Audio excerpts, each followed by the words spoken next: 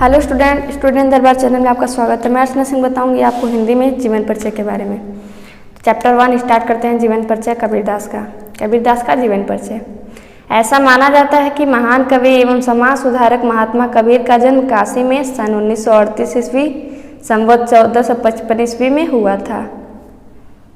कबीर पंथ में इनका आविर्भाव काल संवत 1455 ईस्वी में जेठ शुक्ल पक्ष पूर्णिमा सोमवार के दिन माना जाता है। इनके जन्म स्थान के संबंध में 3 मत हैं, काशी, मगहर और आजमगढ़। मतलब अलग अलग लोग भिन्न भिन्न जगहों को मानते हैं, जिसमें बने हैं काशी, मगहर और आजमगढ़। अनेक प्रमाणों के आधार पर इनका जन्म स्थान काशी मानना ही उचित है। कई प्रमाणों के बाद इनका जन्म स्थान काशी मानना ही ज़्यादा बेहतर होता है। भक्त परंपरा में प्रसिद्ध है कि किसी विधवा ब्राह्मणी को स्वामी रामानंद के आशीर्वाद से उत्पन्न पुत्र होने पर उसने समाज के भय से काशी के समीप लहर तालाब के पास फेंक दिया, जहाँ से नीरू और नीमा नामक जुल्हा मतलब पति पत्नी दंपति ले जाकर उनको पाला पोसा और उनका नाम कबीर रखा। इसी प्रकार कबीर पूरा बचपन से हिंदू और मुस्लिम दोनों धर्मों के संस्कार में पड़े। वो थे हिंदू, लेकिन उनको मुस्लिम लोगों ने पाला पोसा, इसलिए उनके जीवन पे मुस्लिम और हिंदू दोनों धर्मों के प्रभाव और संस्कार पड़े। इनका विवाह लोई नामक स्त्री से हुआ। इनका विवाह लोई नामक लड़की से हुआ, जिनसे कमाल और कमाली नाम की 2 संतानें हुई। पुत्र कमाल और पुत्री का नाम कमाली था। महात्मा कबीर के गुरु स्वामी रामानंद जी थे। महात्मा कबीर के गुरु का नाम था स्वामी रामानंद, जिनसे गुरु मंत्र पाकर ये संत महात्मा बन गए। अपने स्वामी से गुरु मंत्र पाकर ये संत महात्मा बन गए। उसके बाद जीवन के अंतिम दिनों ये मगहर चले गए। जीवन के जब इनका लास्ट टाइम आया तो वो मगहर चले गए। उस समय यह धारणा प्रचलित थी कि काशी में मरने से व्यक्ति को स्वर्ग प्राप्त होता है। जब इनका लांती जीवन चल रहा था तो उस समय ये धारणा थी, लोगों का मानना था कि काशी में मरने से लोगों को स्वर्ग प्राप्त होता है और मगहर में मरने से लोगों को नरक प्राप्त होता है। यानी काशी में मरने से लोग स्वर्ग में जाएंगे और मगहर में मरने से नरक में जाएंगे। समाज में प्रचलित इस अंधविश्वास को दूर करने के लिए कबीर अंतिम समय मगहर चले गए। जब उनको ये पता चला कि ऐसा प्रचलित है अंधविश्वास, तो समाज में अंधविश्वास को दूर करने के लिए उन्होंने कहाँ चले गए? मगहर, जहाँ लोग मानते थे कि मगहर में मरने से नरक जाते हैं। कबीर की मृत्यु के संबंध में अनेक मत हैं, लेकिन कबीर परचई में लिखा हुआ मत सत्य प्रतीत होता है। जो कबीर परचई नामक पुस्तक है, उसमें ये लिखा हुआ मत सत्य प्रतीत होता है कि 20 वर्ष में ये चेतन हुए और 100 वर्ष तक इन्होंने भक्ति करने के बाद मुक्ति पाई। अर्थात कबीर ने 120 वर्ष की आयु पाई थी। संवत 1455 से 1575 ईस्वी तक 120 वर्ष ही होते हैं। कबीर पंथ के अनुसार इनका मृत्यु संवत 1575 महाशुक्ल एकादशी बुधवार को माना जाता है। इनके शव का संस्कार किस विधि से हो, इस बात का लेकर हिंदू और मुस्लिमों में विवाद हुआ था। हिंदू लोग इनका दाह संस्कार करना चाहते थे और मुस्लिम लोग इनके शरीर को दफनाना चाहते थे। एक किंवदंती के अनुसार जब इनके शव से कफन हटाया गया तो शव के स्थान पर पुष्पराशि दिखाई दी, जिसे हिंदू और मुस्लिम दोनों धर्मों ने आधा आधा आपस में बांट लिया और अपने अपने संप्रदायों अपने अनुसार उनका अंतिम संस्कार किया, जिससे दोनों संप्रदायों में उत्पन्न विवाद खत्म हो गया।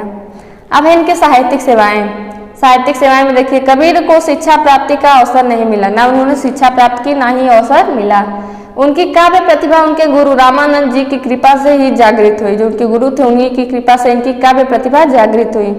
अतः यह निर्विवाद रूप से सत्य है कि इन्होंने अपनी रचनाओं को लिपिबद्ध नहीं किया, यानी इन्होंने अपनी रचनाओं को लिखा नहीं।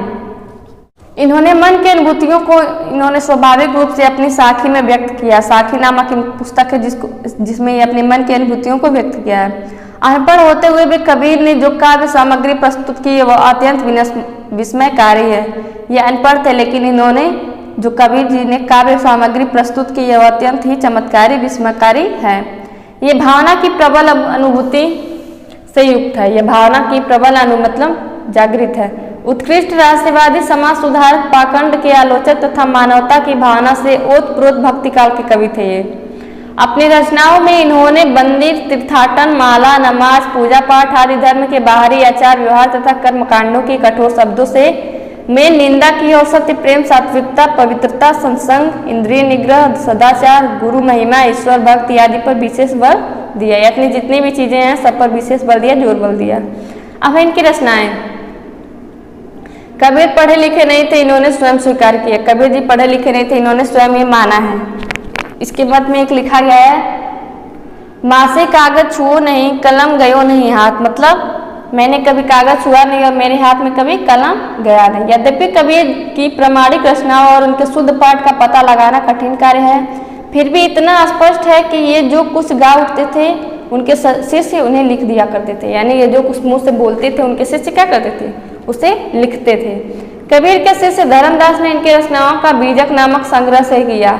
कबीर का एक शिष्य था जिसका नाम था धर्मदास। इनकी जितनी भी रचनाएं थी उन सबको एक में किया जिसका नाम था बीजक। बीजक का 3 पार्ट हुआ है, साखी, सबद और रामायणी।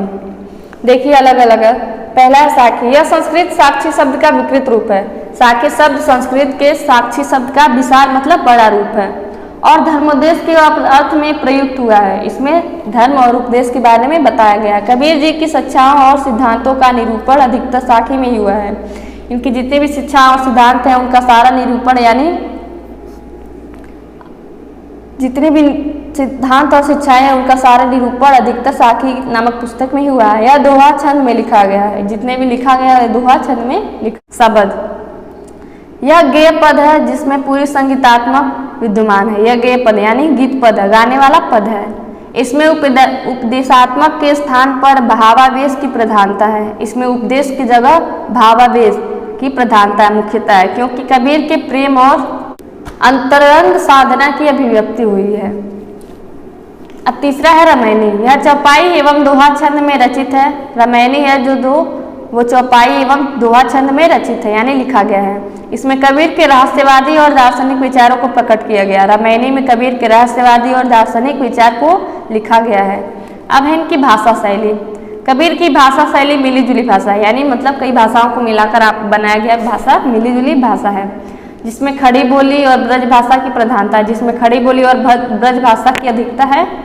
इनकी भाषा में कौन कौन सी भाषा मिली है देखिए, अरबी, फारसी, भोजपुरी, पंजाबी, बुंदेलखंडी, ब्रज, खड़ी बोली आदि विभिन्न भाषाओं के शब्द मिलते जुलते हैं। यानी कई भाषाओं के मेल के कारण इनकी भाषाओं को विद्वानों ने क्या कह दिया, कौन सी भाषा का नाम दिया, पचरंगी, मिलीजुली, पंचमेल, खिचड़ी अथवा सधुक्कड़ी भाषा कहा है।